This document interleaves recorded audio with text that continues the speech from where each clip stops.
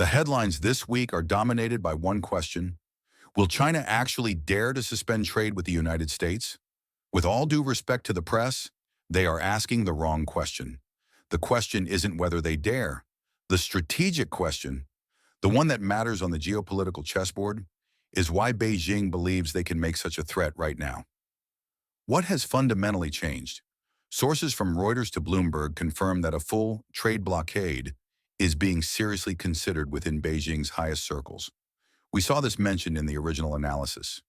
But to a strategic analyst, this isn't an act of desperation.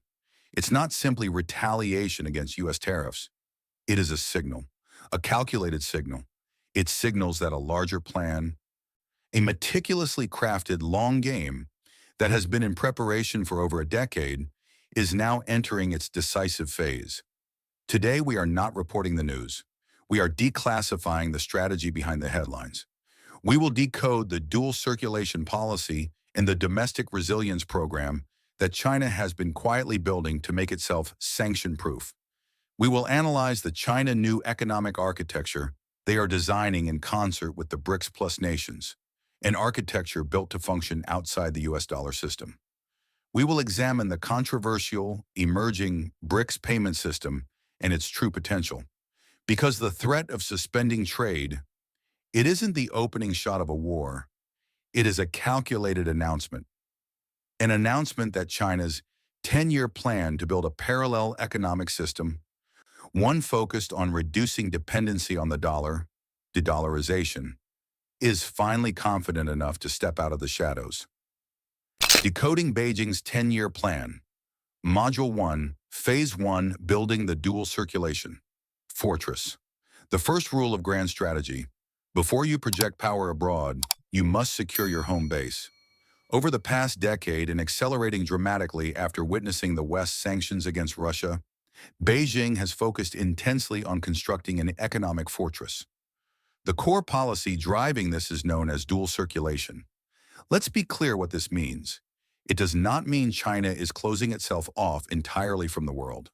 According to analysis from leading institutes like MERICS, the Mercator Institute for China Studies, dual circulation signifies a fundamental shift, prioritizing China's vast domestic market as the primary engine of growth, while maintaining international connections selectively and on their terms.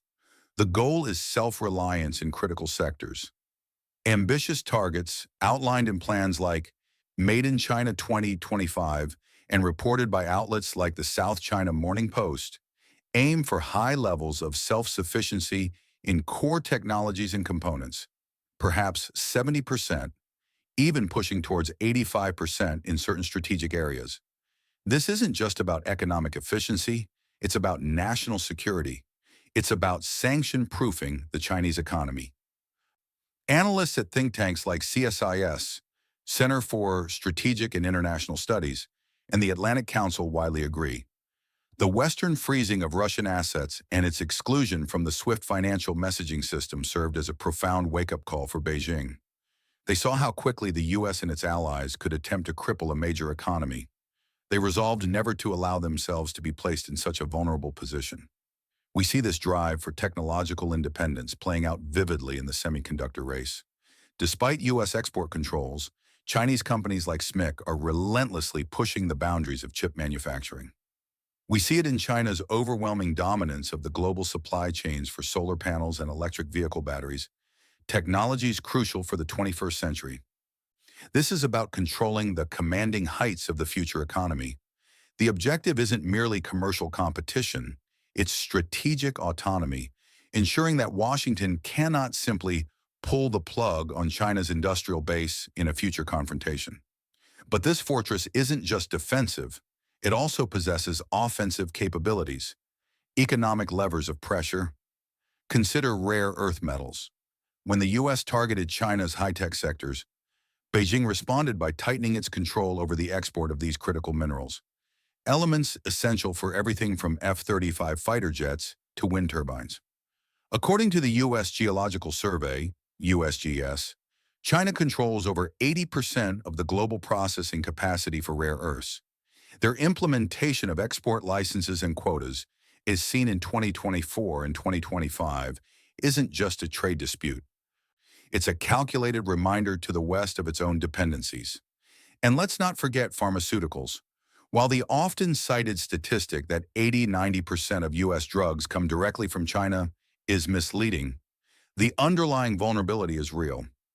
As the U.S. Pharmacopeia reported just this month, October 2025, a staggering 41% of the key starting materials, the foundational chemicals, needed to produce medicines for the U.S. market are sole-sourced from China.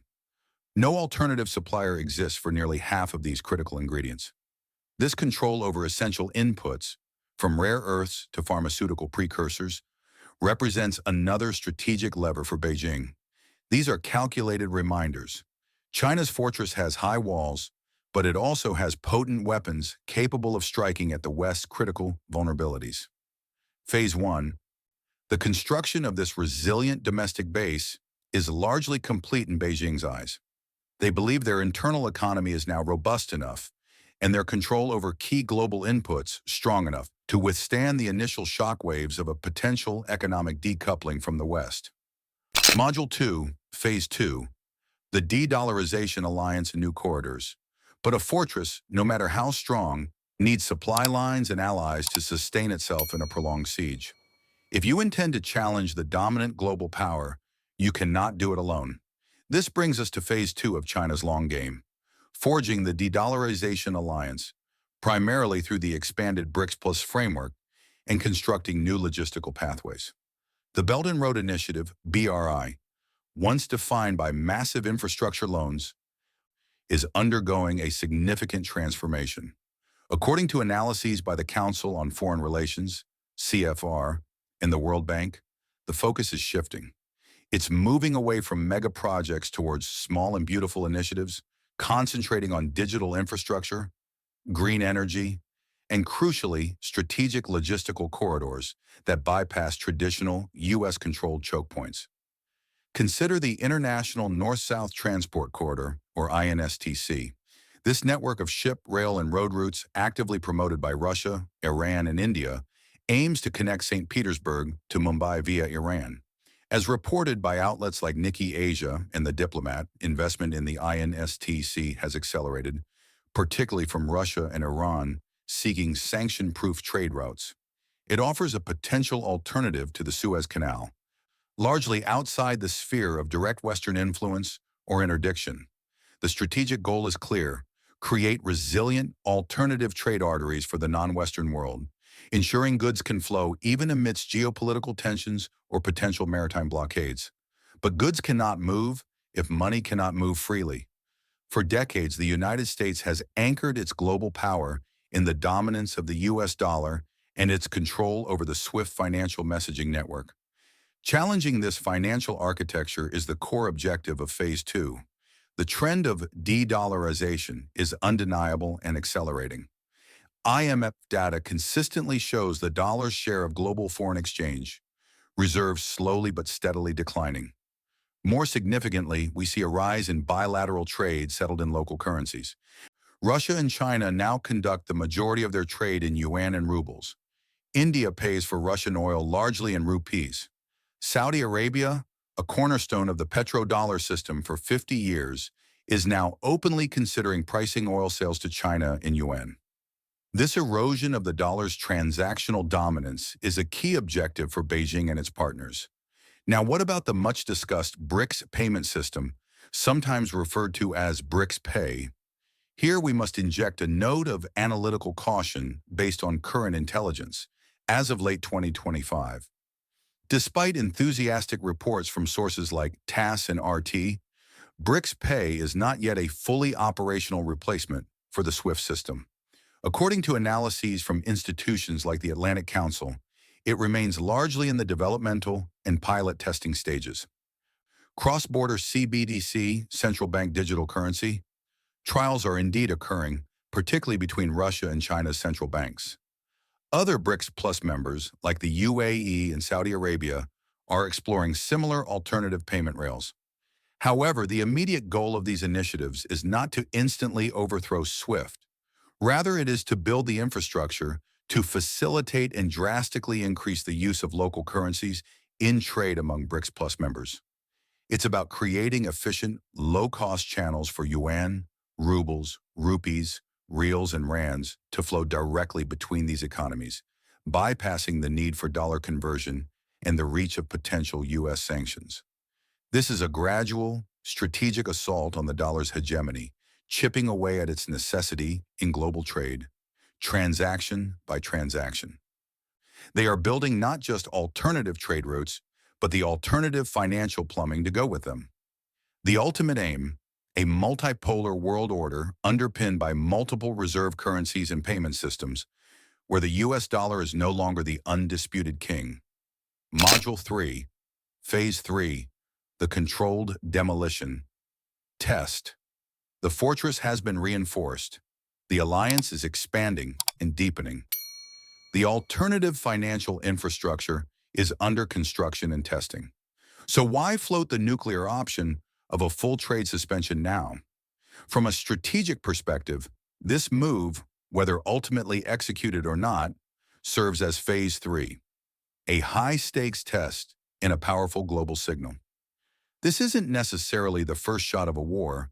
It might be the final stress test before declaring the new system operational. Beijing understands acutely America's dependence on its supply chains, not just for cheap consumer goods, but for critical components across technology, industry, and defense. Floating the threat of a cutoff allows them to conduct a real-world economic wargame. They can gauge the reaction in Washington. Does the U.S. blink? How much pressure do major corporations like Apple and Tesla exert on the White House? How do global financial markets react to the mere possibility? What vulnerabilities does this reveal in America's own resilience? It's a form of economic reconnaissance, probing the adversary's weaknesses and resolve, measuring the potential fallout of genuine decoupling before fully committing. It allows them to calibrate their strategy based on the observed reaction. But the signal is not just directed at Washington. It's a global broadcast. As the original analysis noted, global markets are holding their breath. Investors are watching Beijing's every word. This uncertainty itself is a demonstration of China's newfound economic leverage. The message being sent, particularly to the nations of the global South and those undecided in the emerging multipolar landscape, is potent. The era of unchallenged American economic dominance, the era where Washington could sanction and isolate any nation at will, is drawing to a close. We, along with the BRICS Plus alliance, have been building an alternative, the China New Economic Architecture. The foundations are laid. The choice of which system to align with is becoming increasingly real. This is about shaping the narrative of the geopolitical shift 2025. It's an assertion of power and a declaration of intent on the world stage. Phase 3, therefore, serves a dual purpose. It tests the vulnerabilities and reactions of the current hegemon, and it simultaneously advertises the readiness and viability of the alternative system being constructed. The threat itself, regardless of its final execution, advances China's strategic objectives. The new era is already here. So when you read the headlines about a potential China-US trade suspension, look beyond the immediate economic forecasts. Understand the strategic move on the chessboard. Recognize it not as an act of desperation or simple retaliation, but as a calculated, strategic announcement. It's the culmination of Phase 1, the fortress, and Phase 2, the alliance and alternative systems. The threat itself serves as Phase 3, the test and the signal. The core thesis, the spike, is this. China's potential trade suspension is not the war itself. It is the declaration that their decade-long plan to construct a parallel China New Economic Architecture, one less reliant on the US dollar, built in concert with the expanding BRICS Plus coalition, has reached a point of critical mass, a point where they feel confident enough to openly challenge the foundations of the post-World War II economic order. The old order, as the original analysis concluded, is not coming back. China's long game is not about winning America's game. It's about fundamentally changing the rules and the playing field itself. For over half a century, The world has largely operated within a system designed and dominated by the United States. We are now witnessing, in real time, the deliberate construction and assertion of an alternative global system. The strategic question for all nations, including the United States, is how to navigate this emerging reality. Now I turn the analysis to you. Do you believe this China new economic architecture, spearheaded by the BRICS Plus alliance, represents a genuine, viable threat to the US dollar's global dominance within the next decade? Or is this primarily a geopolitical bluff, an ambitious project likely to falter under its own complexities? Share your strategic assessment in the comments below. Understanding the dynamics of this new architecture is arguably the most critical geopolitical challenge facing us in the coming years. In our next strategic briefing, we will delve deeper. We will analyze the one potentially fatal flaw within this ambitious BRICS Plus plan, the Achilles heel that Washington could potentially exploit to disrupt this emerging alternative order from within. Ensure you are subscribed and have notifications enabled so you do not miss that critical intelligence breakdown. Stay informed, stay vigilant.